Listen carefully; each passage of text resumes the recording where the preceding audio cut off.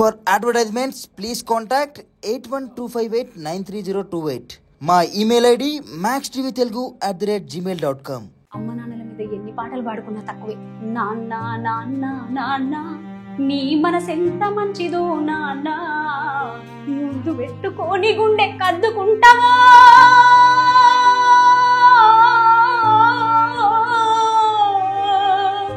మా అమ్మ రీసెంట్ గా నా పేరు అవుతుంది, మా అమ్మని వదిలేసి వెళ్ళిపోయి. అమ్మ చూడమ్మ బయలెళ్ళినాదో గోదారమ్మ, పరుగు పరుగున వచ్చి పల్లెల్ని తాకి గోదారమ్మ, వరదలైపోతినని వలవల ఏడ్చింది గోదారమ్మ. మన వల్ల అబ్బాయి ఇది బాగలేదు అనేటువంటి ప్రవర్తన ఏదైనా ప్రతి మనిషిలో ఉంది అని అనుకుంటే ఒక్కసారి మనల్ని మనం చెక్ చేసుకొని మన అమ్మ ఏంది, మన నాన్న ఏంది, వాళ్ళు ఎట్లాంటి వాళ్ళు, వాళ్ళకి ఏం కావాలో ఒక్కసారి ఆలోచన మనసులకు తలుచుకుంటే అసలు ఇక మన లోపల పాజిటివ్స్ తప్ప నెగిటివ్స్ తావే ఉండదు. నా ఆస్తులు ఊడ్చిపెట్టినం ఓ కొడుకులారా, ఉత్త చేతుల మేము మిగిలినం మా బిడ్డలారా. జనపదమే ప్రాణపదం, పల్లె బ్రతుకుని పాట రూపంలో వినిపించిన పల్లె కోయిల ఆమె, డప్పు పట్టి గజ్జె కట్టి గలమెత్తిన విప్లవ గొంతుక ఆమె. మరెవరో కాదామె ఇప్పుడు మన ముందున్నారు, సామాజిక ఉద్యమ గాయని మన స్వర్ణక్క. అక్క ఎలా ఉన్నావు? బాగున్నానమ్మా. మంచిగా ఉన్నావా? మంచిగా ఉన్నారా? ఇంటర్వ్యూ స్టార్ట్ చేసే ముందుగా మీకు నచ్చిన సాంగ్ మంచిది, మీరు పాడిన పాటల్లో ఒక మంచి సాంగ్ పాడతారా? అమ్మ నన్ను కన్నందుకు వందనాలు, అమ్మ నన్ను సాధినందుకు వందనాలు, అమ్మ నన్ను కన్నందుకు వందనాలు, అమ్మ నన్ను సాధినందుకు వందనాలు.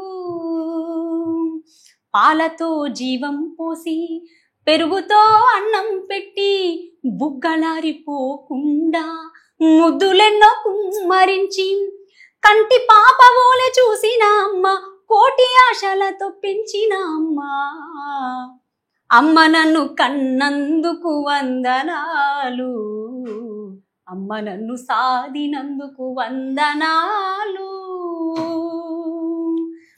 సూపర్ అక్క, చాలా బాగుంది సాంగ్. ఒక అమ్మ గురించి చెప్పారు. అసలు ఈ పాటతో మీ పరిచయం ఎలా ఏర్పడింది? చిన్నప్పటి నుంచి అమ్మ, అంటే పుట్టుకతోనే, అంటే నాకు ఒక 4 years ఉన్నప్పటి నుంచి. 4 years ఉన్నప్పటి నుంచి మీరు ఇలా సాంగ్స్, అంటే ఫ్యామిలీలో ఇలా అందరూ పాడుతుంటారా? మా అక్క జ్యోతక్క, మీ అక్కను CPIML న్యూ డెమోక్రసీ పార్టీలో POWలో ప్రగతిశీల మహిళా సంఘంలో నాయకురాలు. తను పాటలు రాస్తుంది, పాడుతుంది. అక్క అట్లా ఇంట్లో ఉద్యమ పాటలే పాడుతూ ఉండేదాన్ని. అట్లా అక్క నాకు నేర్పించిన ఈ ఉద్యమ గీతాలే. అట్లా అక్క నేర్పించిన పాటలతోనే స్కూల్ నుంచే 4 ఏళ్ల వయసు నుంచి పాటలు మొదలుపెట్టి. ఓకే అక్క, మీ బాల్యం గురించి మా కోసం చెప్తారా ఒకసారి? ఇంకా బాల్యం అంతా చదువు కంటే ముందు పాటతోనే స్టార్ట్ అయింది. ఓకే, 4 ఏళ్ల వయసులోనే అక్క నాకు ఉద్యమ గీతాలు నేర్పించడం అట్లా మొదలయ్యి, చదువులో కూడా అన్ని చురుకు ఉండేదాన్ని, ఆటలు కానీ పాటలు కానీ అట్లా అట్లా. అమ్మ నాన్న ఏం చేసేవారు? అమ్మ నాన్న వ్యవసాయం చేసేవాళ్ళు. ఓకే, నాకు ఒక అన్నయ్య, 3 అక్కలు. ఓకే, ఇంకా ఎక్కువ అక్క దగ్గరే పెరిగిన, అక్కే చదివిపించి అక్కే ఆట పాట నేర్పించింది కాబట్టి అన్ని ఉద్యమం బాటలోనే సాగింది నా స్కూల్ ఏజ్ అంతా కూడా, కాలేజీ వరకు కూడా మొత్తం ఈ ఉద్యమంతోనే, ఉద్యమ పాటలతోనే. ఓకే, ఎక్కడ ఉంటారు మీరు? కరీంనగర్ జిల్లా వినోంక మండలం మేలబాక. ఓకే, ఇప్పుడు అక్కడి నుంచే వచ్చారా? కానీ అంటే ప్రెసెంట్ దాదాపు 17 ఏళ్ళు దాటిందమ్మా హైదరాబాద్కి వచ్చేసి. ఓకే, ఇప్పుడు హైదరాబాద్లో ఉంటున్నారు ప్రెసెంట్. సో మీ విలేజ్ వచ్చేసి కరీంనగర్. ఓకే అక్క, మీరు ఇప్పుడు ఉద్యమ పాటలు అసలు ఎందుకు ఎంచుకున్నారు? ఆ వైపు వెళ్ళడానికి కారణం ఏంటి? అంటే మన కుటుంబమే కుటుంబం కదమ్మా. అక్క నాకు ఫస్ట్ చెప్పిన కదా ఇందాకే, 4 ఏళ్ళు ఉన్నప్పుడే భూమి కోసం భుక్తి కోసం సాగే రైతుల పోరాటం, ఇది అనంత జీవుల సంగ్రామం, అక్క నేర్పిన పాట ఉద్యమ. ఓకే, దాని అర్థం కూడా నాకు తెలియదు, కానీ నేను స్కూల్లో వెళ్ళి ఈ పాట పాడినాను. అట్లా తర్వాత మా సార్లు కూడా ఆటల్లో చదువుల్లో నా ప్రతిభను చూసి నాకు కూడా ఈ దేశభక్తి గీతాలు నేర్పించి అట్లా ఉద్యమ పాటలే. నాకు సినిమా పాటలు కానీ లేకపోతే ఈ జానపద గీతాలు కానీ నాకు ఏమీ తెలియదు. నేను కాలేజ్ డేస్ వచ్చేంత వరకు కూడా నా మీద ఆ ప్రభావం ఏం లేదు. దానికి తోడు అక్క అన్ని గద్దరన్న పాటలు, జయరాజన్న పాటలు అవి అక్క వింటూ ఉండేది, నాకు నేర్పిస్తా ఉండేది. అట్లా మా నాన్న కూడా గద్దరన్న పాటలు అంటే ఇష్టం ఉండేది. ఆయన పాటలే క్యాసెట్ లో వేసి వినిపిస్తా ఉండేది. ఇట్లా అక్క ద్వారా నాకు గద్దరన్న పాట పరిచయం కావడం, గద్దరన్న పాట జయరాజన్న పాట విన్నప్పుడు నాకు తెలియకుండానే నేను వాళ్ళకు నా గురువులు అయిపోయిండ్రు వాళ్ళు. అట్లా వాళ్ళ పాటలు వింటూనే పెరిగినా కాబట్టి నాకు ఇక ఉద్యమం తప్ప, ఈ సామాజిక నేపథ్యం తప్ప నాకు ఇక వేరే ఏది టచ్ కాల. అట్లా నన్ను ఇన్స్పైర్ చేసిన పాటల్లో, నా గుండెకి తాకిన పాటల్లో గద్దరన్న రాసిన పాట ఉంటది. భారతదేశం భాగ్యసీమరా, ఖనిజ సంపదకు కొలువలేదురా, బంగారు పంటల భూములు ఉన్నాయి, చావులేని మరి జీవనదులురా, అంగట్లోన అన్ని ఉన్నగని అల్లుని నోట్లో శని ఉన్నట్లు, సకల సంపదలు గల్ల దేశముల దరిద్రం ఎట్లుందో నాయనా, దరిద్రం ఎట్లుందో నాయనా. ఇట్లా గద్దరన్న పాట చిన్నప్పుడు వినడం, ఇది అర్థం తెలియకపోయినప్పటికీ అదేదో మనకు గుండెకు తాకుతా ఉండేది, మన ఓన్ అనిపించేది, ఇది మన పాట అన్నంత ఫీలింగ్. అట్లా అట్లా అవి వింటూనే పెరిగిన కాబట్టి అక్క కూడా అవే పాటలు నేర్పిస్తా ఉండేది. గంగాలో నదుకా కమ్మ నిండు ప్రాణం తీయా కమ్మ చెల్లెమ్మో, కన్నీరేల నీకమ్మో చెల్లెమ్మో, అన్నల బాట నడువమ్మో. అక్క ఇంట్లో ఈ పాటలే నేర్పిస్తా ఉండేది. ఏమి నేల తల్లి ఇది పనికి రాని బీడు, ఎటుల జరిగినమ్మా ఈ ఘోర దారుణమ్ము, ఇది రత్న గర్భ కాదు సమాధి రాళ్ళ బీడు,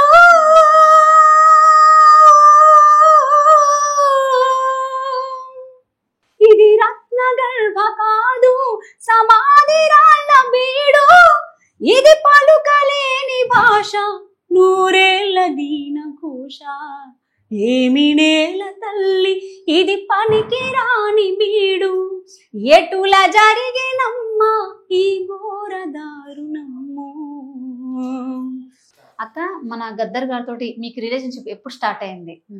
అంటే నాకు తెలియకుండానే నాకు ఒక 7-8 ఏళ్ల వయసులో గద్దరన్న జయరాజన్న నా గురువులుగా మారిపోయినారు. గోరెటెంకన్న కూడా వాళ్ళ పాటలు వింటూ పెరిగినాను. అయితే తెలంగాణ ఉద్యమం స్టార్ట్ అయిన తర్వాత 2009 నుంచి నేను చాలా కీలకంగా ఉన్నాను తెలంగాణ ఉద్యమంలో. అప్పుడు నాకు గద్దరన్న దుమ్దాం వేదికల పైన అన్న కూడా గెస్ట్ గా రావడం, ఆయన ముందు నేను పాట పాడడం, నేను చిన్నప్పటి నుంచి ఒక ఏకలవ్య శిష్యురాలుగా ఆయన నా గురువుగా భావించి నేర్చుకున్న పాటలు పాడినాను. ఆయన ముందు నేను పాట పాడడం, గద్దరన్న గారు కానీ గోరెటెంకన్న జయరాజన్ వీళ్ళందరూ అప్రిసియేట్ చేయడం, దగ్గర నుంచి వాళ్ళ పాట చూడడం, వాళ్ళు ఇంత మంచి వాళ్ళ అంత బాగా పాటలు రాసిండ్రు, ఎట్లుంటారో వీళ్ళు అని అనుకుంటే నేను అనుకున్న దానికంటే కూడా గొప్పగా మంచిగా ప్రేమగా ఒక బిడ్డలాగా భావించడం, అట్లా నాకు గద్దరన్న గారితో పరిచయం. ఆయనతో జర్నీ ఎలా అనిపించింది?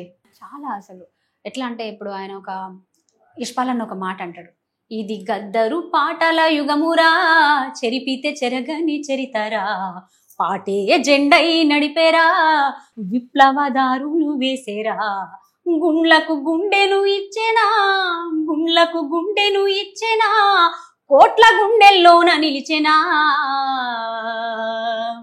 ఇది గద్దరు పాటల యుగమురా, చెరిపితే చెరగని చరితరా, పాటే జెండై నడిపేరా, విప్లవదారులు వేసేరా.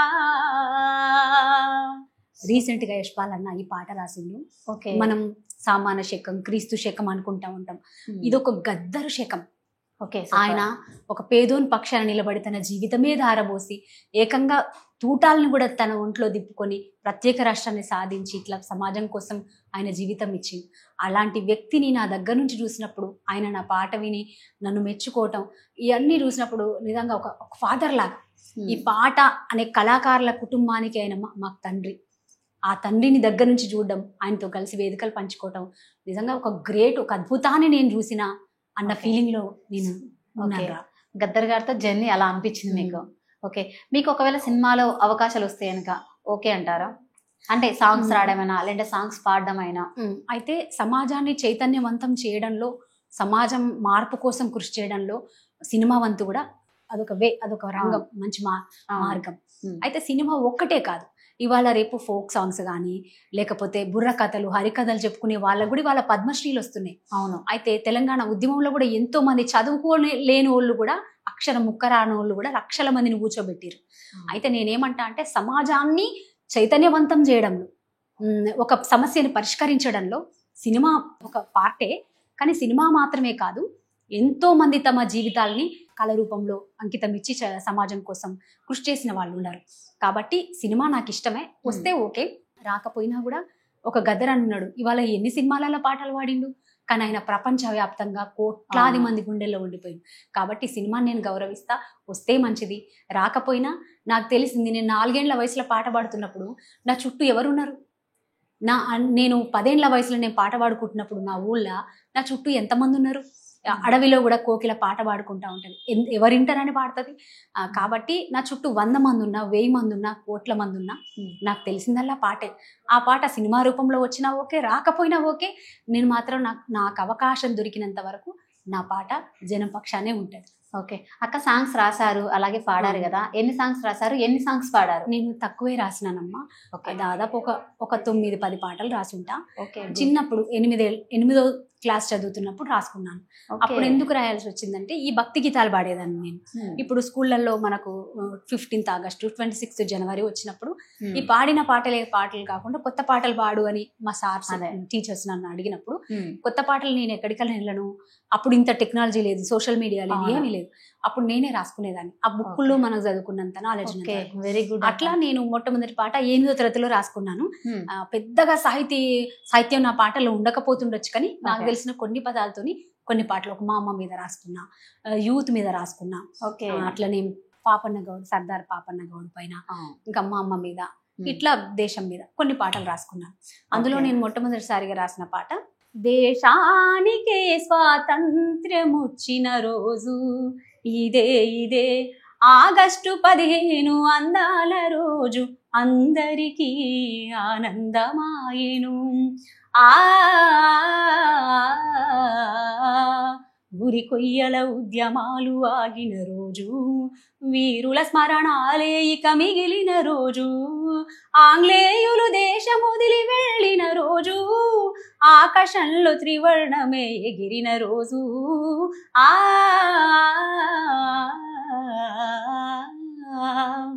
ఇట్లా మొట్టమొదటి పాట. తర్వాత మా అమ్మ మీద కూడా రాసుకున్నాను. అమ్మకు దూరంగా కొన్ని రోజులు హాస్టల్లో చదువుకోవాల్సి వచ్చినప్పుడు, ఓకే, అమ్మ క్షేమమా మాయమ్మ క్షేమమా, అమ్మ క్షేమమా అమ్మ క్షేమమా, జన్మనిచ్చినావే నీ రూపమిచ్చినావే, జన్మంత మొక్కిన చాలునా అమ్మ, నీ రుణమెట్ల తీర్చనే అమ్మా, అమ్మ క్షేమమా మాయమ్మ క్షేమమా, కడుబీదలమైన కష్టాలు నిలువకుండా నన్ను పెద్ద చేసినావే, గుండెలోన బాధల్ని దాచిపెట్టినావే, నన్ను తీర్చిదిద్దినావే, అన్నింటిలోన నువ్వు గెలవాలన్నావే, మంచి మరువొద్దన్నావే, అమ్మ ప్రేమ బ్రహ్మైనా వర్ణింపవశమా,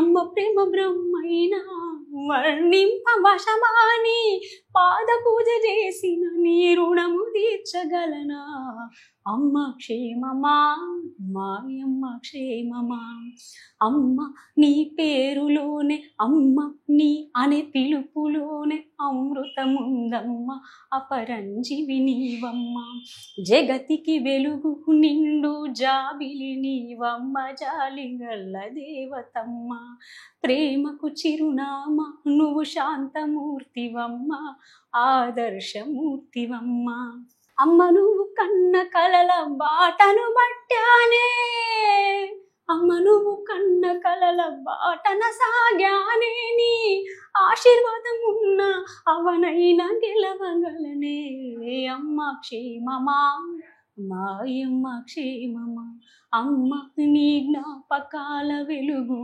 నీడల్లో నే క్షేమమే, అమ్మ క్షేమమే. అమ్మ గురించి అంత మంచిగా పాడారు, సూపర్ అక్క. ఎందుకంటే అమ్మ, మా అమ్మ రీసెంట్గా 1.5 year అవుతుందిరా, మా అమ్మని వదిలేసి వెళ్ళిపోయి. అమ్మ మొదటి గురువు కదరా.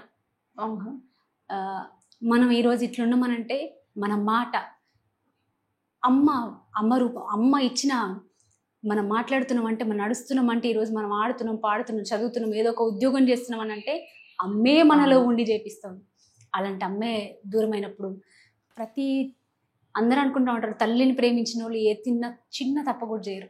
నాకు తెలిసి నిజం. అందరూ ప్రేమిస్తారు, ప్రేమిస్తున్నాం అనుకుంటారు. అవును. ఇంకా అనుకునే దానికంటే ప్రాక్టికల్ గా అమ్మని మనం ఎంత ప్రేమిస్తున్నామో మనల్ని మనం ఒక్కసారి ప్రశ్నించుకుంటే ఏ చిన్న అసమానతలు కూడా తావలేని సొసైటీ ఉంటది. ఎందుకంటే అమ్మను మించిన గురువు గాని, అమ్మను మించిన సమాధానం గాని, అమ్మను మించిన నీతి గాని ఇంకెక్కడ ఉండదు.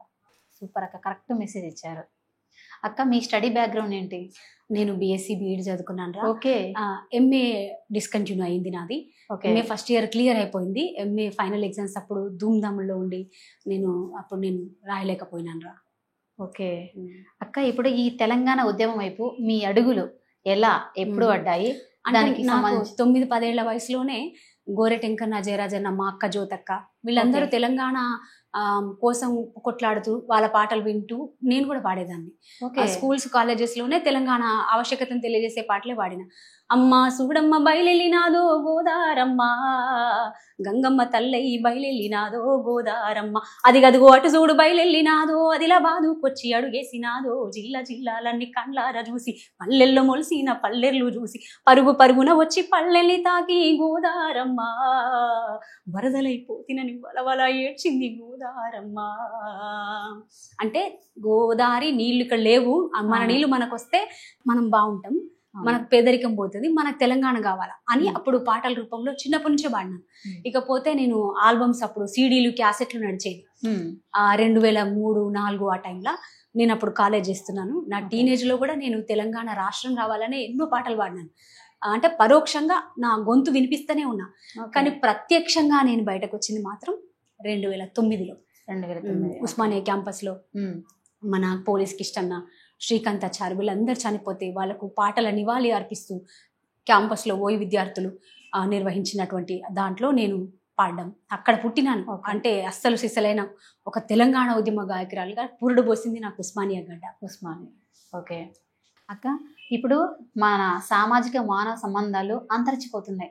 మీరు ఈ సమాజంలో ఎటువంటి మార్పులు కావాలని కోరుకుంటున్నారు? ఒకటి ఏంటంటే మన దాశరథి కృష్ణమాచార్యులు గారు ఒక గొప్ప మాట అంటారా, అన్నార్థులు అనాథలుండని ఆనవయుగమదెంత దూరం, కరువంటూ కాటకమంటూ కనిపించని కాలాలెప్పుడో, ఆ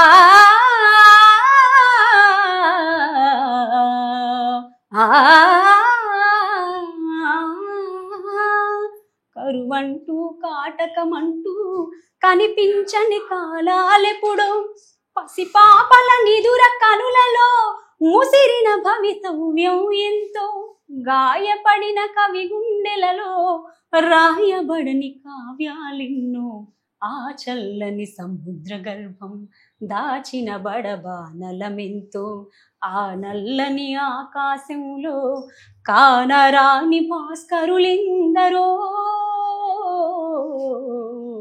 ఆ చల్లని సముద్ర గర్భం దాచిన బడబానలమెంతో. అంటే పేదరికం లేని, అసమానతలు లేని సొసైటీ కావాలి. దీనికోసం ఇంకెంతమంది కవులు, కళాకారులు, ఇంకెంతమంది వాళ్ళ రక్తాల్ని చిందించాలి నేల మీద, కానీ నాకు అసమానత లేని సొసైటీ కావాలి అంటాడు. మనం అందరం కోరుకునేది కూడా అదే. అందరూ హాయిగా ఉండే రాజ్యం కావాలా, అసమానత లేని, ఆడమగ తేడా లేని సమాజం కావాలి. నా మట్టుకు ఒక వ్యక్తిగా, ఒక భారతీయ పౌరురాలుగా నేను కోరుకునేది ఈక్వాలిటీ కావాలి. నాకు ఆడమగ ఈక్వాలిటీ కావాలి, పేద ధనిక తేడా లేని ఈక్వాలిటీ కావాలి. కొంతమంది డబ్బులుండి చాలా మంది పేదరికంతో ఉండే బదులు అందరి డబ్బులు అందరికి మంచేసి అందరు హాయిగా ఉంటే బాగుండు అనేదే నా ఫిలాసఫీ. అయితే ఇది పోవాలి అని అంటే ఫస్ట్ అందరు బాగా చదువుకోవాలి, ఎడ్యుకేషన్ కావాలి. ఫస్ట్ ఊళ్ళల్లో ఎడ్యుకేషన్ ఇంకా ఎందుకు లేదు అంటే డబ్బులు లేక, పేదరికం లేక, సర్కారు బడులు చక్కగా నడవక. అయితే ప్రతి ఒక్కరు ఎడ్యుకేషన్ కావాలంటే ఆర్థిక స్తోమత మెరుగు కావాలి, లేదంటే మొత్తం గవర్నమెంటే స్కూల్స్ చేసి మంచి విద్య, మంచి వైద్యం, కొంత భూమి, ఈ 3 గవర్నమెంట్ పేదోనికి ఇచ్చిన రోజు చక్కగా చదివించుకుంటాడు. చక్కగా చదువుకున్న వాళ్ళు, తెలివి ఉన్నోళ్ళు మాక్సిమం తప్పులు చేయరు. భూమి ఉంటే ఇంత తిండి ఉంటది, చదువుకుంటే ఏదో ఒక పని చేసుకొని బతుకుతాం, వైద్యం ఉంటే ఆరోగ్యంగా ఉంటాడు కాబట్టి మనిషి ఆయుష్ పెరుగుతుంది. కాబట్టి ఈ సమాజం మీద ఎటువంటి అసమానత లేని సొసైటీ ఏర్పడడానికి కారణం అవుతుంది. అలాంటి సొసైటీ కావాలి. అందుకనే ముఖ్యంగా యూత్ బాగా చదువుకోవాలి. ఎందుకంటున్నా అంటే సుధాల అశోక్ తేజలో ఒక గొప్ప మాట. దానికంటే ముందు శ్రీశ్రీ గారు ఒక మంచి మాట అంటారు, ఎముకలు కుళ్ళిన వయస్సు మళ్ళిన సోమరులారా చావండి, నెత్తురు మండే శక్తులు నిండే సైనికులారా రారండి అని అంటాడు. అంటే నీ దగ్గర తెలివి ఉండి నీ దేశానికి ఉపయోగించినప్పుడు నువ్వు ముసలోడితో సమానం. అదే నువ్వు ముసలోడువైనా సరే నీకున్న యావత్తు నీ తెలివిని, నీ ప్రతిభని, నీ మంచితనాన్ని నువ్వు సమాజానికి ఉపయోగించినప్పుడు నిన్ను మించిన యువకుడు లేడంటారు. ఇప్పుడు యూత్ ఎంత కొండను పిండి చేసే శక్తి ఉంటుంది. అందుకే వాళ్ళ చదువుని, వాళ్ళ ఆటని, పాటని సమాజం కోసం పెడితే ఇవాళ సొసైటీ నువ్వు అన్నావు చూడు, విలువలతో కూడిన సమాజం డెఫినెట్గా ఏర్పడుతుంది. అందుకనే ఇప్పుడు ఇక జన్మలు మనకు ఉంటాయో లేదో సుద్దాల అశోక్ తేజన్ అంటాడు, ఇది నా మాట కాదు. ఆయన ఏమంటాడంటే, ఒకటే జననం, ఒకటే మరణం, ఒకటే గమ్యం, ఒకటే గమనం, గెలుపు పొందే వరకు అలుపు లేదు మనకు, అరే బతుకు అంటే గెలుపు, గెలుపు కొరకే బతుకు, అరే కష్టాలు రాని, కన్నీళ్లు రాని, ఏదైనా గాని ఎదురేది రాని, ఓడిపోవద్దు, రాజీ పడద్దు, నిద్రేని కొద్దు, నింగేని హద్దు, ఒకటే జననం, ఒకటే మరణం, ఒకటే గమనం, ఒకటే గమ్యం, గెలుపు, అరే గెలుపు పొందే వరకు అలుపు లేదు మనకు, అరే బతుకు అంటే గెలుపు, గెలుపు కొరకే బతుకు. నిజం చెప్పాలంటే మీరు ఆ గొంతుతో అలా వాడుతుంటే రక్తం మరిగిపోయి ఏదైనా సాధించాలి అనే తపన వస్తుంది తెలుసా. ఎందుకు లేదురా, ఇప్పుడు ఒక్క అడుగుతోనే ఏదైనా మొదలవుతుంది. ఇంత పెద్ద తెలంగాణ రాష్ట్రం సాధించుకున్నాం, దేశానికి స్వాతంత్రం వచ్చింది. మనిషి తలుచుకుంటే కాందే ఉన్నది, ఎవరెస్ట్ శిఖరాన్ని ఎక్కింది ఒక చిన్నపిల్ల. మనిషి తలుచుకుంటే కాందేముందిరా, ప్రతిభ అందరికీ సమానమే. అందుకనే ముఖ్యంగా యూత్ వాళ్ళ ప్రతిభని దేశం కోసం పెట్టాలని నేను కూడా నాకు తోచిన పరిధిలో నేను తమ్ముళ్ళ మీద రాసుకున్నాను. చీకటి బతుకుల చిదిమి వేసిన తెల్లదొరల నిల్లగొట్ట వీరులు రుదిర పోరులో సమిదలై అందించెను స్వాతంత్ర్యం, అర్ధరాత్రి వచ్చిన స్వాతంత్ర్యం 69 ఏళ్లైనా కడుపేదల ఆకలి తీర్చలే, సామాన్యుల చావును ఆపలే, కామాందుల కోరలు తుంచలే, యువత నీవెక్కడా, 1000 మైళ్ళ పయనమైన ఒక్కడుగుతోనే మొదలవునట, ఆ అడుగే నీదవదా, తుది గెలుపే నీదవగా, వెయ్యరా అడుగెయ్యరా.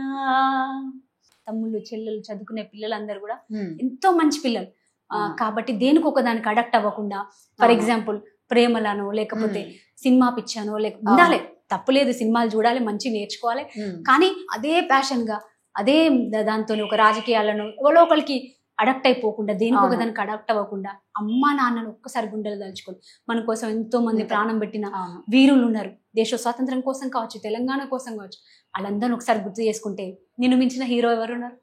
నువ్వు సరిగ్గా చదువుకో, నువ్వు సరిగ్గా నీ ప్రతిభని ఒక్కసారి నువ్వు వినియోగిస్తే నీ ఇల్లు బాగుపడుతుంది, నీ వాడ బాగుపడుతుంది, నీ ఊరు బాగుపడుతుంది, నీ రాష్ట్రం బాగుపడుతుంది. ఎగ్జాక్ట్లీ.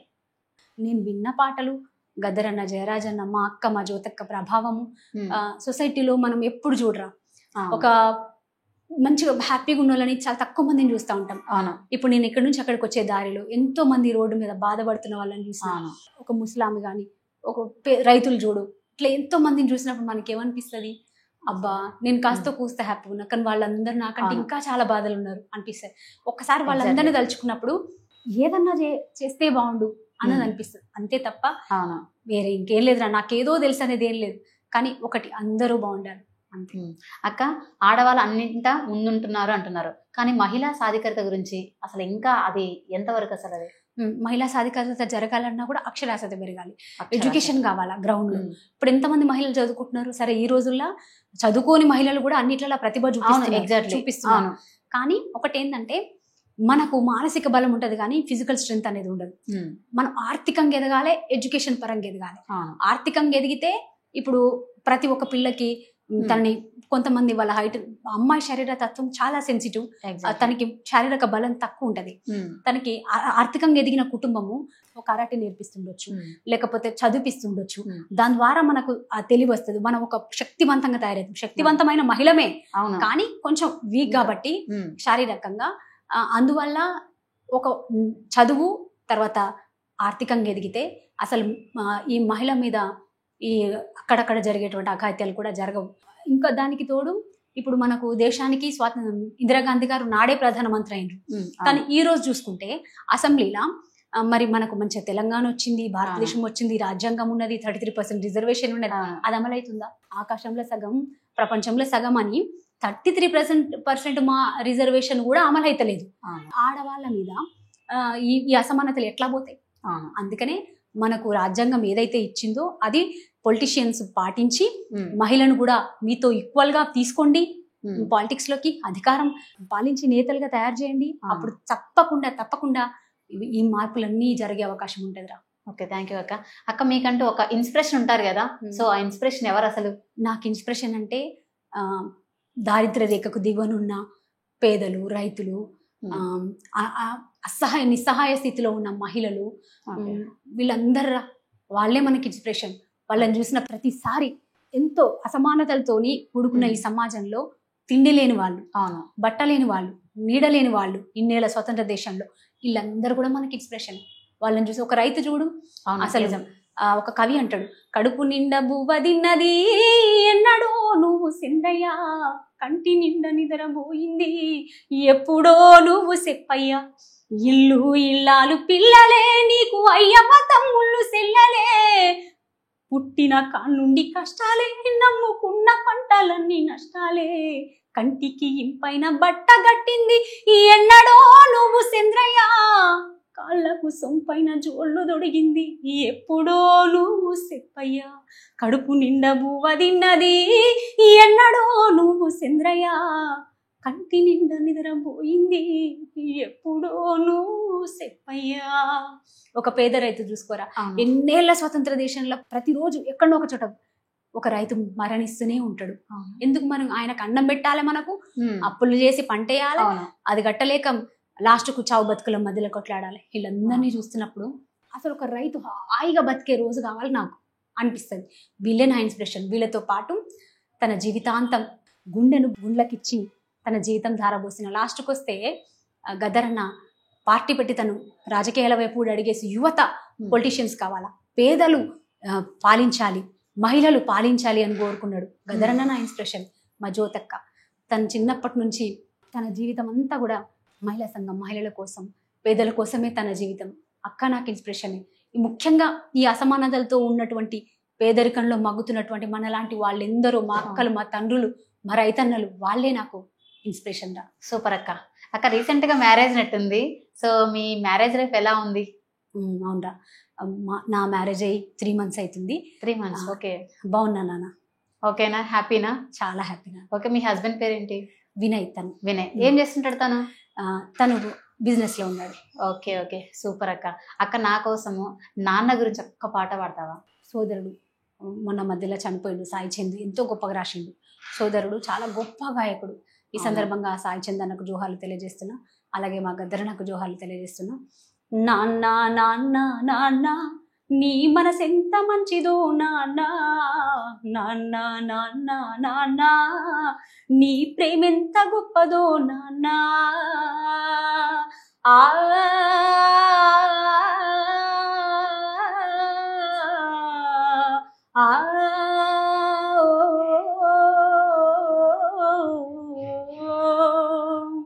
మేము అమ్మ కడుపులో ఉన్నప్పుడు అమ్మ మనసు కష్టపెట్టలేదట, మేము భూమి మీద పడ్డవేలప్పుడు బాధలన్నీ మరిచిపోయినావట, ముద్దు పెట్టుకొని గుండె కద్దుకుంటావా,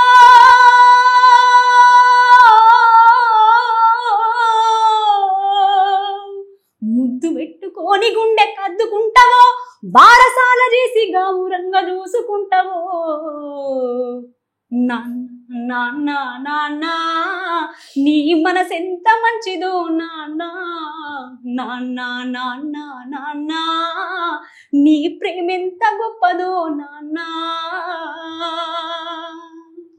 నిజం చెప్పాలంటే అసలు పాటలు రావట్లేదు. మా నాన్న అంటే నాకు చాలా ఇష్టం. అసలు ఆ సాంగ్ వింటుంటే అసలు ఏడుపు ఆగట్లేదు తెలుసా. నాన్న ఏం చేస్తారా? నాన్న ఫార్మరే. ఫార్మర్. ఎందుకంటే తల్లి పురిటి నొప్పులు రా, తల్లి పురిటి నొప్పులు తీస్తుంది. తను చనిపోయి మళ్ళీ మనకి జన్మనిస్తుంది. అవును, మళ్ళీ ఒక జన్మెత్తి మనకు జన్మనిస్తుంది. మనకు జన్మనివ్వడానికి చచ్చి పుడుతుంది. అయితే తల్లికి పురిటి నొప్పులు, తండ్రికి పుడమి నొప్పులు అంటారు. అవును. తల్లి 9 నెలలు మోస్తుంది, 9 నెలలు నరకం అనుభవిస్తుంది, అంటే చచ్చి పుడుతుంది. అవును. కానీ తండ్రి జీవితాంతం నొప్పులు తీస్తూనే ఉంటాడు.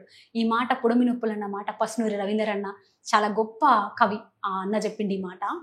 పొడమి నొప్పులని ఎన్ని బాధలున్న గుండెలోనే దాచుకుంటాడు తండ్రి. ఈ సందర్భంగా తల్లికి తండ్రికి ఎన్ని దండం పెట్టినా సరిపోదురా. ప్రతి మళ్ళీ ఒక చిన్న మాట ఏంటంటే, మన లోపల ఏమన్నా ఒకవేళ నెగటివ్స్ ఉంటాయి, ప్రతి మనిషిలో ఉంటాయి. ఏదన్నా మనం కుటుంబానికి కానీ సమాజానికి కానీ మన వల్ల ఇది బాగలేదు అనేటువంటి ప్రవర్తన ఏదైనా ప్రతి మనిషిలో ఉంది అని అనుకుంటే ఒక్కసారి మనల్ని మనం చెక్ చేసుకొని మన అమ్మ ఏంది, మన నాన్న ఏంది, వాళ్ళు ఎట్లాంటి వాళ్ళు, వాళ్ళకి ఏం కావాలో ఒక్కసారి ఆలోచన మనసులకు తలుచుకుంటే అసలు ఇక మన లోపల పాజిటివ్స్ తప్ప నెగిటివ్స్ తావే ఉండదు. కనిపించే దేవుళ్ళు అంటారు అందుకే. కాబట్టి అమ్మ నాన్నల మీద ఎన్ని పాటలు పాడుకున్నా తక్కువే. అట్లనే యశ్పాల్ అన్న తండ్రి చిన్నప్పుడు ఏలు పట్టుకొని నడిపిస్తాడు, తల్లి గురువై మనకు పాట నేర్పిస్తుంది, ఆట నేర్పిస్తుంది, మొట్టమొదటి గురువు చదువు నేర్పిస్తుంది. ఈరోజు మనం నిలబడ్డామంటే మన నడత అన్నింటికి కారణం తల్లే నడిపిస్తుంది. అంత గొప్ప తల్లిదండ్రులు మనకు అన్ని ఇచ్చి త్యాగం చేసి వాళ్ళు ఓల్డ్ ఏజ్కి వచ్చినాక ఎంత దయనీయ పరిస్థితుల్లో ఉంటారు. అప్పుడు మనం పెద్ద అయినాక కూడా మనం తల్లిదండ్రులము అయితము అనేది కూడా గుర్తుంచుకోకుండా కొంతమంది పెరిగి పెద్ద ఇప్పుడు నాన్న కోసం ఏడ్చి అమ్మ కోసం ఏడ్చి, కానీ మనకు పిల్లలు రాగానే అమ్మ నాన్నను కొంతమంది, అందరూ కాదు, పక్కన పెడతారు. అందుకే ప్రజాకవి యశ్పాల్ నాకు గొప్ప పాట రాసిండ్రా. అమ్మ మీద నాన్న మీద ముసలి తల్లిదండ్రుల మీద రాసిండు. ముసలోళ్ళ ఈ బాధలు ఇన్నారా, మా కడుపు కోత గాదగన్నారా, ఓ కొడుకులారా మా బిడ్డలారా, కూడుబెట్టని కొడుకు మోడేరా, వాడు ఎన్నాళ్ళున్న తోడుగాడేరా, ముసలోళ్ళ ఈ బాధలిన్నరా, మా కడుపు కోత గాదగన్నరా, మలమూత్రములనెత్తి పోసినం, చంకదించకుండెత్తుకొని సాధినం, మీరు ఏడిస్తే మాకేడు పొచ్చెరా, మా ఒడినే ఊయల చేస్తిమి, మా రక్తమంతా ధారబోస్తిమి, ఓ కొడుకులారా మా సత్తు అంతా ఉడిగిపాయేనా, మా బిడ్డలారా, ముసలుళ్ళ ఈ బాధలిన్నరా, మా కడుపు కోత గాదగన్నరా, బుడి బుడి అడుగులతో నడిపినం, మా కన్నా మిమ్మెత్తు పెంచినం, ఉన్న సారెడు సెలకన్నమ్మినం, మీకు చదువులే సంపదగా ఇచ్చినం, ఉన్న ఆస్తులు ఊడ్చిపెట్టినం, ఓ కొడుకులారా ఉత్త చేతుల మేము మిగిలినం, మా బిడ్డలారా, ముసలుళ్ళ ఈ బాధలిన్నరా, మా కడుపు కోత గాదగన్నరా, మేము రోగాల నొప్పులతో మూల్గితే మీరు ఎట్లున్నారని అడగరైతిరి, ఒకరికొకరు పోటీ పడితీరి, మమ్ము వదిలేసి మీ దారి పోతీరి, సచ్చినాక మా దిన కర్మలు చేసి కొడుకులారా బహు గొప్పగా మీరు పేరు పొందితీరి, తనయులారా, ముసలుళ్ళ ఈ బాధలిన్నరా, మా కడుపు కోత గాదగన్నరా, బండెడు సంసారం ఈ దినం, ఎన్నో ఆటుపోట్లకు రాటుదేలినం, ఇంట్లేమి జరిగిన చెప్పరు, ఇక దోమలా తీసి పారేస్తారు, మా నూరెళ్ళ జీవితానుభవం, ఓ కొడుకులారా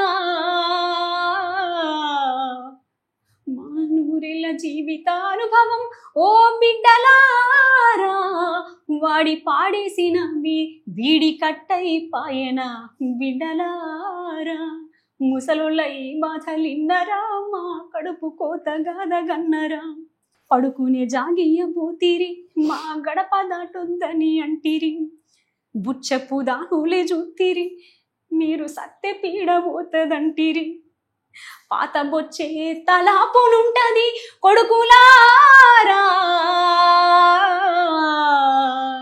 రేపు మీ గతులు ఎట్లా ఉంటాయో కానలేరా, ముసలుళ్ళ ఈ బాధలిన్నరా, మా కడుపు కోత గాదగన్నరా, మీరు రోగాల బారిన పడితేరా, మా మెడల పుస్తేలమ్మి గట్టినం, తిరగరా నీ గుళ్ళు తిరిగినం, గా కనపడ్డరా ఎల్ల మొక్కినం, మాకు జరమత్తే మాతారా, మాకు జరమొస్తే మాతారా, ఇచ్చే దిక్కు లేదు కొడుకులారా, మాకు సావెప్పుడొస్తుందని ఎదురు చూసిరి బిడ్డలారా. ముసలుళ్ళ ఈ బాధలిన్నరా, మా కడుపు కోత గాదగన్నరా. పెద్ద కూరలున్న పులిని పెంచిన మా రెక్కల్ల డొక్కల్ల ఉంటది. గా విషము పాముకు పాలు పోసిన అది విశ్వాసముతో మాతో ఉంటది. ఆ క్రూర జంతువుల జాలన్న లేదురా కొడుకులారా. కడుపు పోసుకుని కంటే శోకమే మిగిలేనా బిడ్డలారా. ముసలుళ్ళ ఈ బాధలిన్నరా, మా కడుపు కోత గాదగన్నరా. ముసలుళ్ళ ఈ బాధలిన్నరా, మా కడుపు కోత గాదగన్నరా. సూపర్ అక్క. అసలు ఆ పాట వింటుంటేనే ఏడుపు వస్తుంది తెలుసా. ఇప్పుడున్న సిచ్యువేషన్ కూడా అలానే ఉంది తెలుసా. పేరెంట్స్ని అలా గాలికి వదిలేస్తున్నారు. సమాజం ఇప్పుడు ప్రజెంట్ అలా అయిపోతుంది. చిన్నప్పుడు నేను అంత మంచిగా పెంచుతున్నారు, కానీ ఇప్పుడు తీరా వస్తే పేరెంట్స్ని అలా బయటపడేస్తున్నారు. ఇది తలుచుకుంటేనే ఎంతో బాధ అనిపిస్తుంది. దాదాపు ఒక 30 ఏళ్ల క్రితమే అనుకుంటా, నా చిన్నప్పటి నుంచి వింటున్నా నేను ఈ పాట. విశ్వపాలన ఎంత గొప్పగా రాసిండు. ఇప్పుడున్న పరిస్థితులు కళ్ళ కనబడ్డట్టు వచ్చు కనబడేలాగా రాసిండు. అంటే దీనంతటికి కారణం పేదరికం, డబ్బులు లేకపోవడం. ఇప్పుడు మనం మంచిగా ఉన్న రోజులు మన దగ్గర ఉన్న ప్రతి రూపాయి అందరికి ఉపయోగపడే అంత ఉన్నది కాబట్టి పెడతాం. కానీ నాకు మాత్రమే ఉపయోగపడే అంత డబ్బు నా దగ్గర ఉన్నప్పుడు, నా తల్లికి తండ్రికి పెడితే నాకు మిగలదు అనుకున్నప్పుడు, ఆ పేదరికం వల్ల స్వార్థం పెరిగిపోయి, ఆ స్వార్థంతో మనోళ్ళను కూడా ఇంకేం వాళ్ళకి పెడితే ఇప్పుడు నేను చచ్చిపోయే పరిస్థితి, కనీసం నేనన్నా బతుకుతా కదా అన్నటువంటి ఒక స్వార్థపూరితమైన మనసాక్షి అనేది ఏర్పడడానికి కారణం అవుతుంది. కొంతమంది అయితే నిజంగానే అన్ని ఉన్నా కూడా వదిలేసేటోళ్ళు కూడా ఉన్నారు. అందుకనే ప్రతి వ్యక్తి ఆర్థికంగా బాగుండాలిరా. ఈ పేదరికం వల్ల అనేక సమస్యలు, ఈ పేదరికమే పోవాలి. అందుకే అందరికీ సమానంగా ఉండే సొసైటీ రావాలా. మనం కూడా ఓల్డేజ్కి వస్తాం, అప్పుడు మనల్ని కూడా మన పిల్లలు ఎట్లా చూస్తారు అనే దృష్టిలో పెట్టుకుంటే, అందరూ లేకపోయి ఉండొచ్చు, కొంతమంది. నా తపన కాదు ఇది, యశ్పాలన రాసిన మాట. ముసలి తల్లిదండ్రులను బాగా చూసుకుంటే ఏం పోతుంది. మా అంటే వాళ్ళు మనల్ని ఏం కోరుకుంటారంటే మనం నవ్వితే చూడాలి, మనం మాట్లాడితే చూడాలి, మనం హ్యాపీగా ఉంటే చాలు అని కోరుకుంటారు. వాళ్ళ దానికోసమే వాళ్ళ శ్వాస ఉండాలి అనుకుంటారు.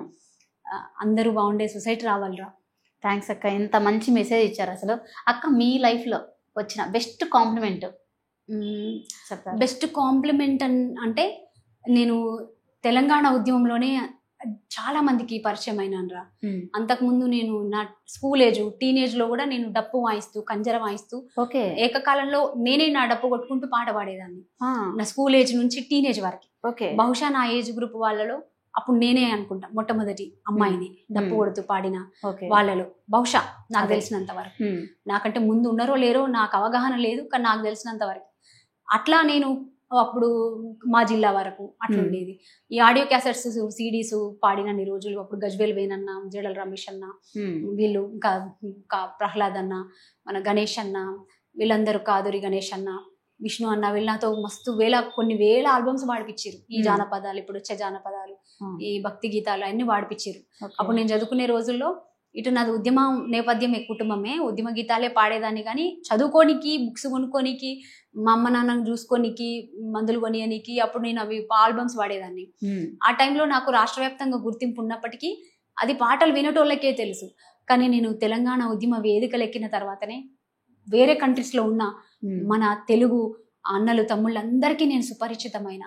ఆ ఉద్యమ సమయంలో నాకు చాలా మంది గద్దరన్న కావచ్చు, గోరటింకన్న కావచ్చు, వీళ్ళ పెద్ద పెద్ద వాళ్ళు, కొన్ని సందర్భాల్లో కేసీఆర్ సార్ కూడా, అంటే నేనేదో గొప్ప కోసం చెప్పుకోవట్లేదు, నువ్వు అడిగినావు కాబట్టే నేను చెప్తున్నా.